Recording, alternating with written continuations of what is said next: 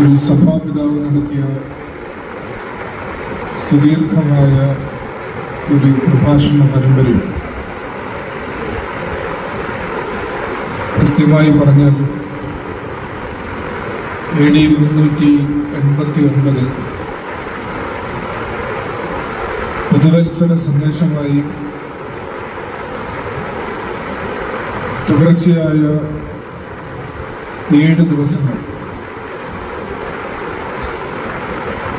സത്യവേദ പുസ്തകത്തിൽ നിന്ന്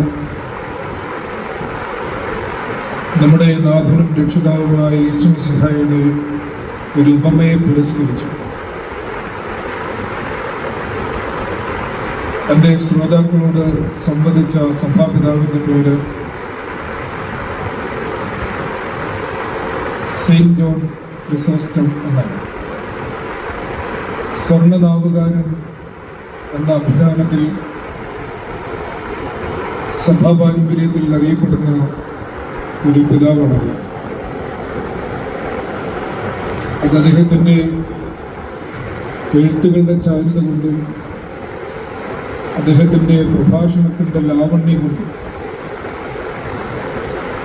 അദ്ദേഹത്തിന്മേൽ ചാർത്തപ്പെട്ട ഒരു വിശേഷണ പദമാണ്. വ്യത്യസ്തങ്ങളായ വേദഭാഗങ്ങളെക്കുറിച്ച്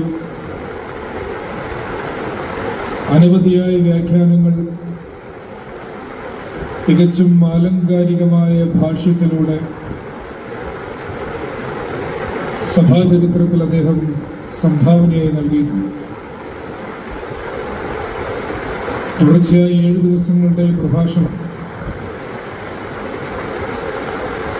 എന്ന് പറയുമ്പോൾ 6-ാം ദിവസം അദ്ദേഹത്തിൻ്റെ പ്രഭാഷണം മുടങ്ങിയതായി സഭാരേഖകളിൽ കാണുന്നു. 6-ാം ദിവസം താനായിരുന്ന ദേശത്ത് ചെറിയൊരു ഭൂചലനമുണ്ടായതായി പറയുന്നു. അതുകൊണ്ട്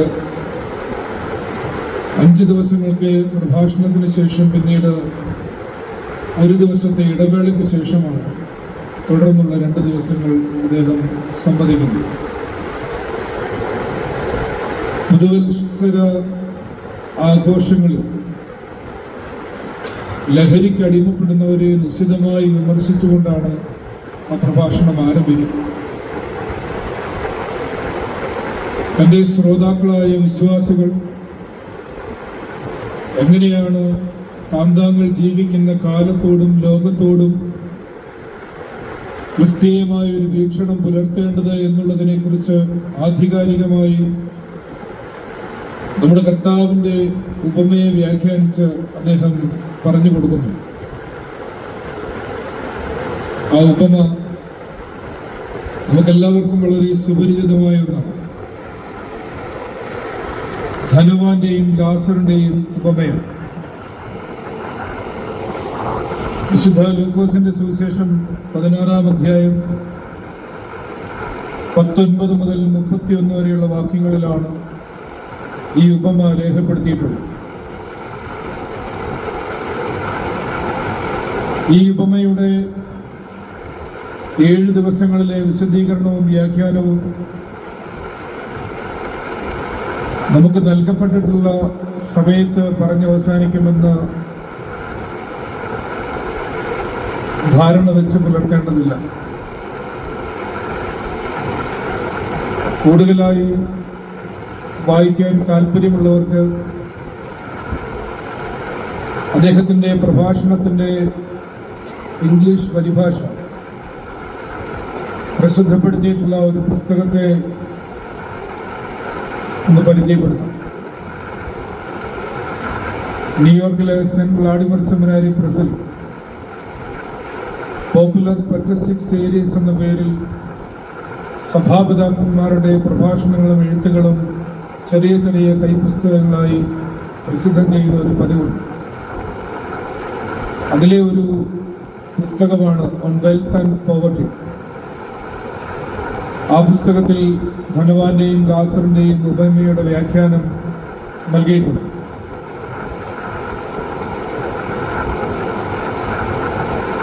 തൻ്റെ ഒന്നാമത്തെ ദിവസത്തെ പ്രഭാഷണ വിഷയമായി അദ്ദേഹം തിരഞ്ഞെടുത്തിട്ടുള്ളത് ലൂക്കായുടെ സുവിശേഷം 19-ാം അധ്യായം 16-ാം അധ്യായം 19, 20, 21 വാക്യങ്ങളാണ്.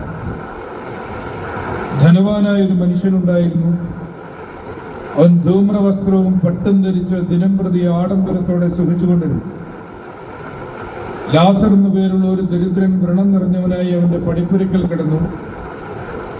ധനവാന്റെ മേശയിൽ നിന്ന് വീഴുന്നത് തിന്ന് വിശപ്പടക്കുവാൻ ആഗ്രഹിച്ചു. നായ്ക്കളും വന്ന് അവന്റെ വ്രണം നക്കും. ഈ വാക്യങ്ങളെ കുറിച്ചാണ് ആദ്യത്തെ ദിവസത്തെ അദ്ദേഹത്തിന്റെ പ്രഭാഷണം. അത്രയും ഈ ഉപമയിൽ നിന്ന് ഒരു ക്യാരക്ടർ സ്റ്റഡിയാണ്, സ്വഭാവ പഠനമാണ് ആദ്യം അദ്ദേഹം നടത്തിയത്.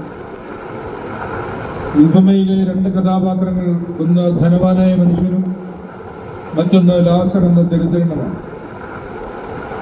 ഈ 2 കഥാപാത്രങ്ങൾക്കുമുള്ള സ്വഭാവ സവിശേഷത, അതിനെക്കുറിച്ചുള്ള അപഗ്രഥനമാണ് ആദ്യം.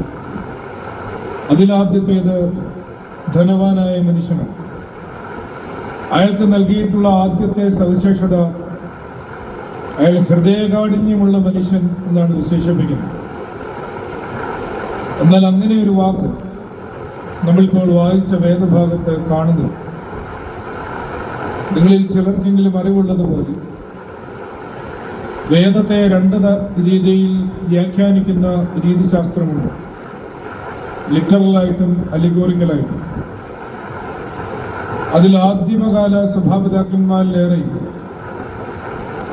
ആക്ഷരികമായ വ്യാഖ്യാനത്തിനപ്പുറത്ത് ആത്മീയമായ ആലങ്കാരികമായ ഒരു വ്യാഖ്യാന ശൈലി അവരുടെ പ്രഭാഷണങ്ങളിൽ, ഭാഷ്യങ്ങളിൽ നൽകിയിട്ടുണ്ട്. അതിൻ്റെ ചുവട് പിടിച്ചാണ് ഈ ഒരു വ്യാഖ്യാന ശൈലിയിൽ നിൽക്കുന്നത്. അത് വരികൾക്കിടയിൽ നിന്നാണ് കാര്യങ്ങളെ വേർതിരിച്ചെടുക്കുന്നത്. ഈ കഥയിലെ ധനവാനായ മനുഷ്യൻ ഹൃദയകാഠിന്യമുള്ളവനായിരുന്നു എന്ന് പറയുന്നു. അത് നമ്മൾക്ക് വരികൾക്കിടയിൽ നിന്ന് ഇങ്ങനെ വായിച്ചെടുക്കാം. അവൻ ധൂമ്രവസ്ത്രവും പട്ടും ധരിച്ച് ദിനം പ്രതി ആഡംബരത്തോടുകൂടി ജീവിച്ചു കൊണ്ടിരിക്കുമ്പോൾ തന്റെ വസതിയിൽ നിന്ന് അവൻ പുറത്തേക്ക് എല്ലാ ദിവസവും ഇറങ്ങുമ്പോൾ പടിപ്പുരവാതിക്കൽ പരമദരിദ്രനായ ഒരു മനുഷ്യനെ കാണുന്നുണ്ട്.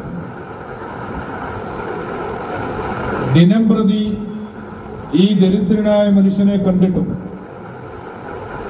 ഒരൽപ്പം പോലും ഹൃദയാലുത്തം അവന്റെ ഉള്ളിൽ ഉരുവാകുന്നില്ല എന്നുള്ളതാണ് അയാളുടെ ഹൃദയകാഠിന്യത്തിന്റെ തെളിവ്.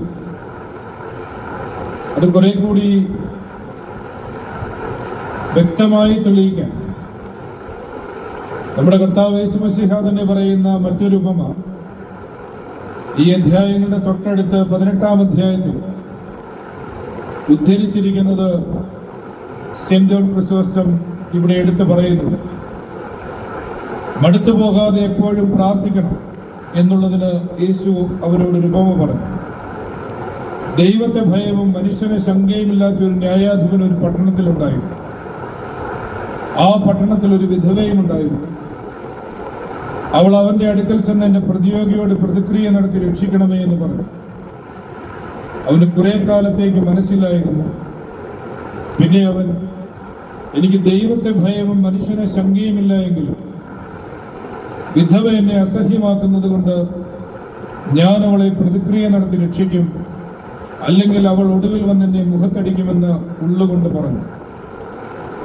അനീതിയുള്ള ഒരു ന്യായാധിപൻ, ദൈവത്തെ ഭയവും മനുഷ്യനെ ശങ്കയുമില്ലാത്ത ഒരുവൻ, തന്നോട് രാപകലില്ലാതെ അപേക്ഷിക്കുന്ന ഒരു വിധവയുടെ കാര്യം നടത്തിക്കൊടുക്കാൻ തക്കവിധം അവന്റെ മനസ്സിനൊരു ഇളക്കമുണ്ടാവുന്നുണ്ടെങ്കിൽ, ഇതിന് തൊട്ടു മുൻപ് യേശുതമ്പുരാൻ പറയുന്ന ഈ കഥയിലെ ധനവാനായ മനുഷ്യനും താൻ ദിനം പ്രതി കണി കാണുന്ന ഈ പരമദരിദ്രനായ മനുഷ്യനോട് ഒരിറ്റു കനിവ് കാണിക്കാനുള്ള മനസ്സലിവുണ്ടാകുന്നില്ല എന്നുള്ളതാണ് അയാളുടെ ഹൃദയകാഠിന്യത്തിന്റെ തെളിവ്.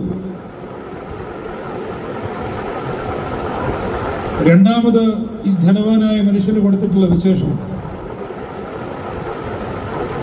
അയാൾ വലിയ ധാരാളിത്തമുള്ള ആളാണ് എന്നാണ്. അങ്ങനെ ഒരു വാക്കും തിരുവെഴുത്തിലില്ല. അതെങ്ങനെയാണ് തെളിയിക്കുക? അത് വളരെ വ്യക്തമായിട്ട് ആ വരികളിൽ നമുക്ക് തന്നെ ബോധ്യപ്പെടുന്നതാണ്.